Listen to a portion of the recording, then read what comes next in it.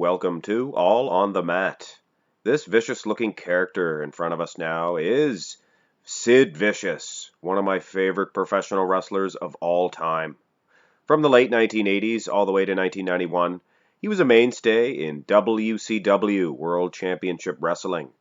I used to salivate at the fact that he may one day go to the WWF and wreak havoc there. And my dreams did come true in 1991. He went over to the WWF, and I was so happy and excited. I could not wait to see what they were going to do with him.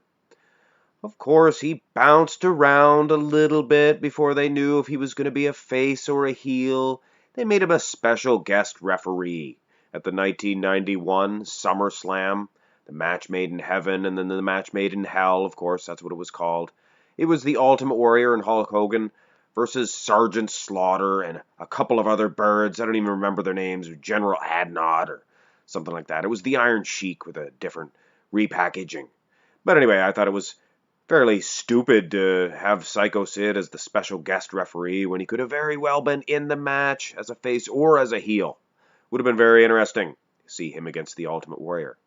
Lo and behold, he ended up delivering justice, just like his name, and he counted three against of course the heels, so he was somewhat of a face. He entered a little bit of a feud with Jake Roberts and of course the Undertaker, which was very interesting in my opinion. It was at this time that Sid tore his bicep. Very unfortunate indeed for an agent this hot to have something like that derail him. But he made his big return at the Royal Rumble 1992. But in what respect would he return? Would he be a face, a good guy, or would he be a heel, a bad guy? My opinion, he was always going to be a face to me. I would always cheer him no matter what. Of course, he did start hurling some bodies around in that Rumble, and I noticed he had his trademark band around his bicep that he did tear, and I believe he remained having that on his arm for the rest of his career. Here it was at the end of his run at the Rumble, and Hulk Hogan was tossed out by him previously, but he was a little bit upset about that, was Hogan. So he grabbed a hold of Sid, and with the help of Richard Flair, they both tossed out Psycho Sid. And Hulk Hogan, it was a very strange happening. They began to boo him and to cheer Psycho Sid. And it was at this point that Hulk Hogan began hollering at Vince McMahon backstage, saying that he sabotaged him and that it was his fault. And he was crying like a girl, claimed Psycho Sid, and he was just frantic. Or Sid Justice, I suppose they call him Psycho Sid a little bit later. Let the cat out of the bag. But anyway, Hulk Hogan was crying like a girl. The fact was, he had his time in the sun. The audience seen a new face, and I, personally, would have much rather seen Sid go over Hogan and maybe even pin him.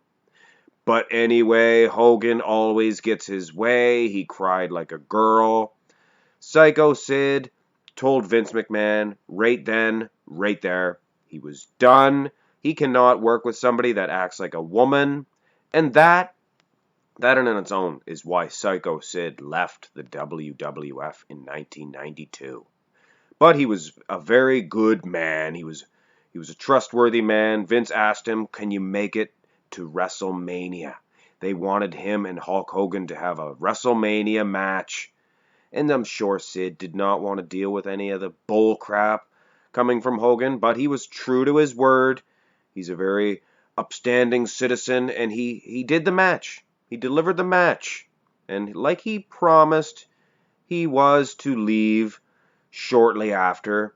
And of course, the Ultimate Warrior made his little bit of a return at the end of that match, which ended up a double disqualification or something of that nature. And the fans were still booing Hulk Hogan. I remember there was signs in the audience saying Hulk who, or Hogan who, or whatever it was. It was a new face. Hogan had his time in the sun, like I said. It was time for him to step down. but he used his creative control.